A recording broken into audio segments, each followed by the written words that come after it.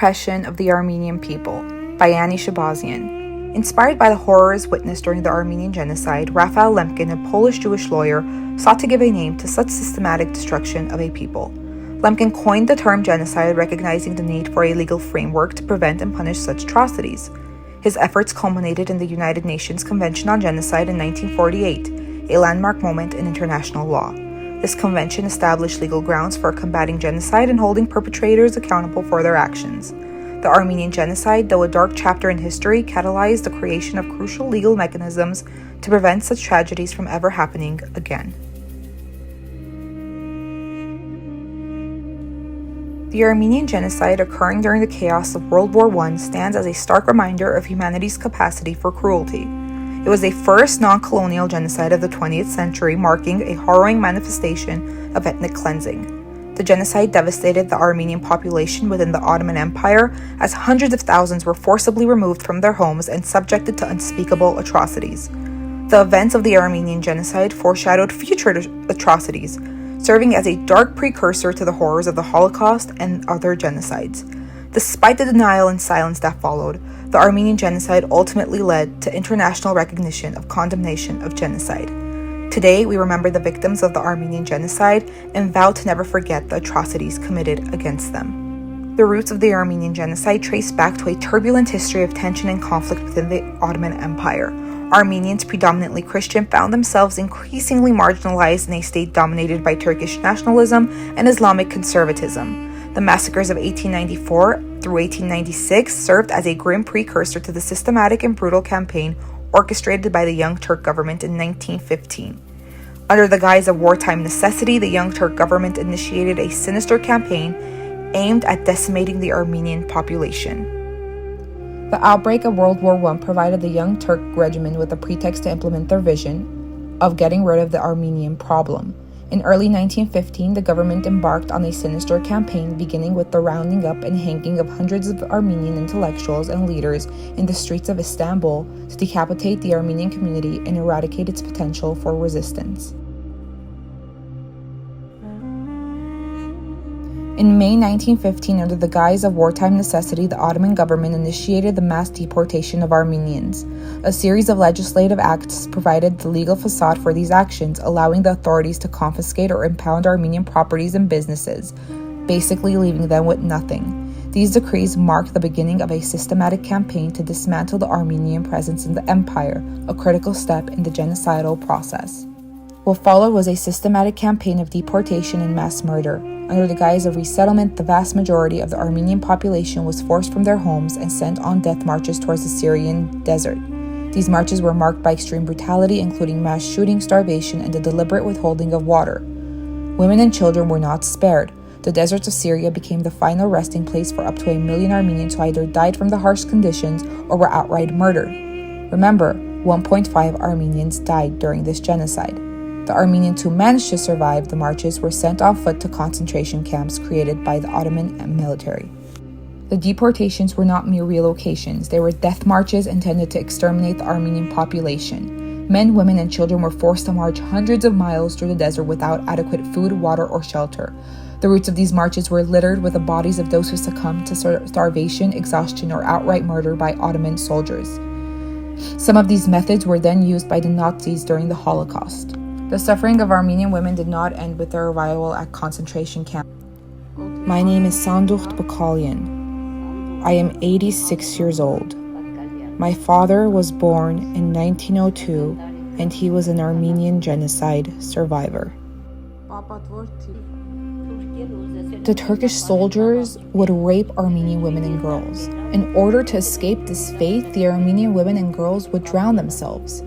During the Armenian genocide, my father tragically lost both of his parents and all of his siblings. To survive, he sought farm work wherever he could. Amidst the horror, a kind Kurdish family provided him refuge.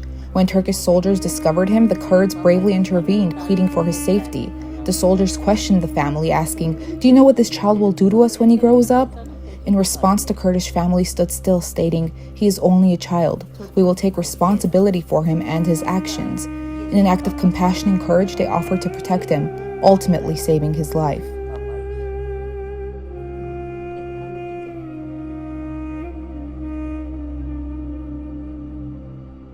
The United Nations Convention on Prevention of Punishment of the Crime of Genocide from 1948 defines genocide as acts committed with intent to destroy, in whole or in part, a national, ethnical, racial, or religious group. These include killing members of a group, causing serious bodily or mental harm, deliberately inflicting conditions of life calculated to bring about physical destruction, imposing measures intended to prevent birth, and forcibly transferring children of the group to another group. The systematic killing, forced marches into the desert without food or water, and the establishment of concentration camps where Armenians were deliberately deprived of life-sustaining needs clearly fall under the acts described by the Genocide Convention. Though the Genocide Convention was not in effect at the time of the Armenian genocide, these acts align with the legal definition of genocide.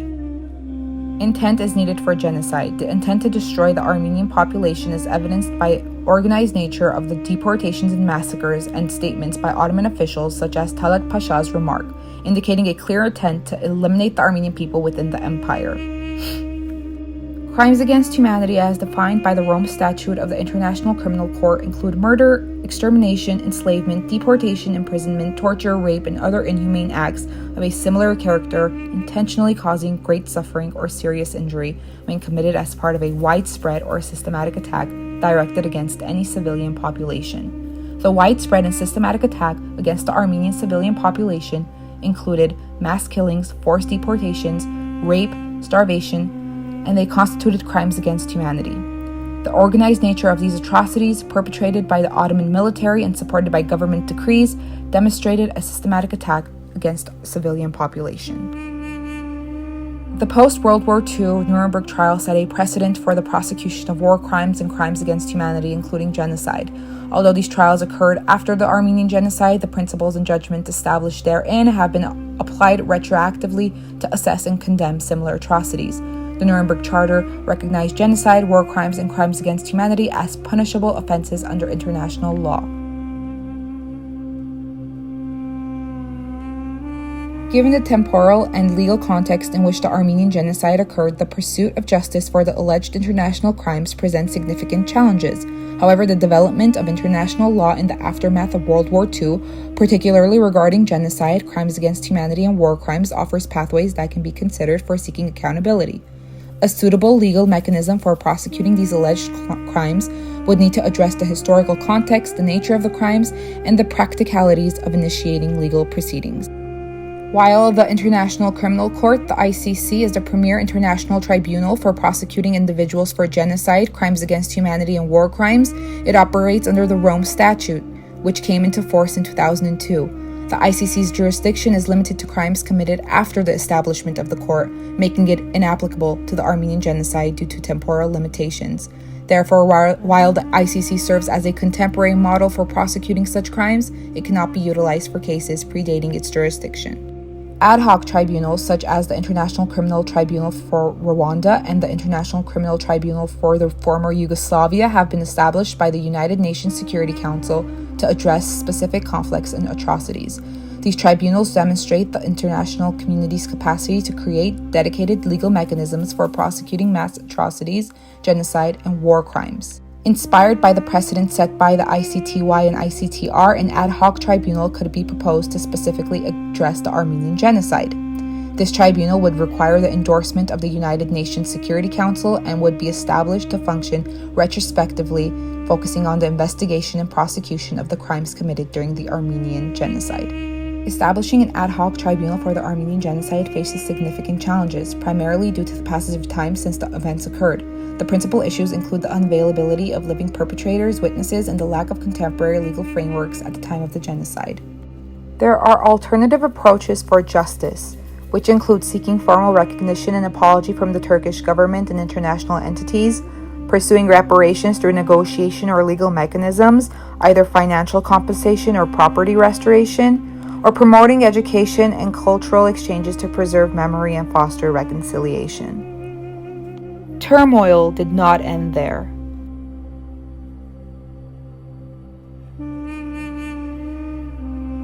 The Nagorno-Karabakh conflict, situated in the South Caucasus, gained global attention again when Azerbaijan launched aggressive military actions on September 19, 2023.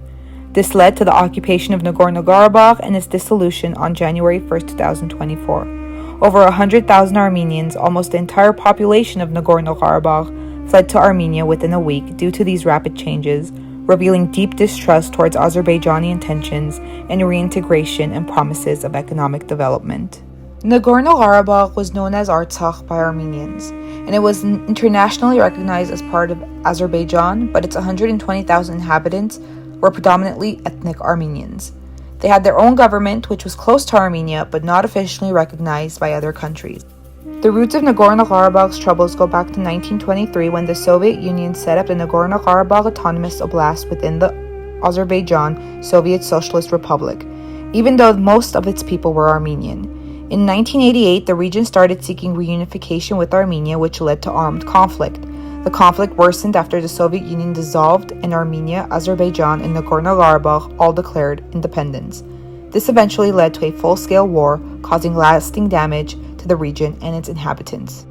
The 1994 ceasefire negotiated through the Bishkek Protocol brought some stability to Nagorno-Karabakh, yet it also signaled the start of an uneasy peace, marked by frequent clashes and breaches, highlighting the ongoing tension between Armenians and Azerbaijanis. The Nagorno-Karabakh conflict, especially the 44-day war in 2020 and later actions by Azerbaijan, has seen serious breaches of international law. Reports from the University Network for Human Rights detail forced displacement, arbitrary detention, torture, extrajudicial killings, and the disrespecting of deceased Armenians, actions violating human rights and constituting war crimes. An instance is the blockade of the Lachin corridor, intentionally causing starvation and worsening the humanitarian situation for ethnic Armenians. The events of September 23 follow as such. Over 100,000 ethnic Armenians fled Nagorno-Karabakh due to a blockade and subsequent military offenses. They went 9 months of starvation caused by the blockade. They abandoned their homes, schools, and businesses and fled to Armenia. They left their cemeteries, churches, and the iconic We Are Our Mountains statues. In both the Armenian genocide and Nagorno-Karabakh conflict, the use of forced displacement as a weapon of war links these two eras together, showcasing a strategic intent to uproot and disperse the Armenian population. Moreover, the perpetration of atrocities, including torture and extrajudicial killings, in both contexts reflect a consistent disregard of Armenian lives and a systematic approach of ethnic cleansing. The international community's response or lack thereof to these atrocities raises critical questions about the efficiency of international law in preventing and punishing acts of genocide. The Genocide Convention mandates the prevention and punishment of the crime of genocide, yet the resurgence of such crimes against Armenians suggests a failure to fully enforce these legal frameworks. The events following Azerbaijan's military operations, including forced displacement, civilian targeting, mutilation, and use of prohibited weapons, raise serious concerns under international law. These actions may constitute war crimes and crimes against humanity. Moreover, the imposition of a blockade causing starvation alongside mass killings and attacks on religious and cultural sites warrants investigation for possible genocidal intent. The examination of these incidents under international law relies on foundational principles like the Geneva Conventions, which establish norms for humane treatment during war.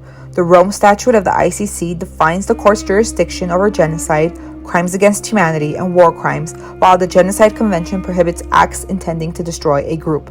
The systematic assault on civilians in Nagorno-Karabakh, including forced displacement and starvation, aligns with the Rome Statute's definition of crimes against humanity. These acts disrupt civilian life and violate protections under international humanitarian law. Furthermore, the reported acts of torture, mutilation, and the use of banned weapons like cluster munitions and white phosphorus match the criteria for war crimes outlined in the Rome Statute and Geneva Conventions.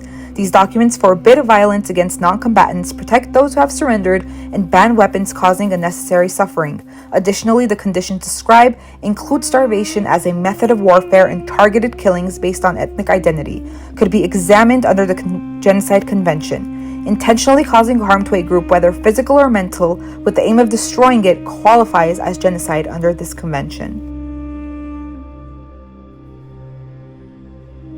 On February 8, 2024, a significant milestone was achieved in the realm of international law and justice as Armenia was formally welcomed as the 124th state party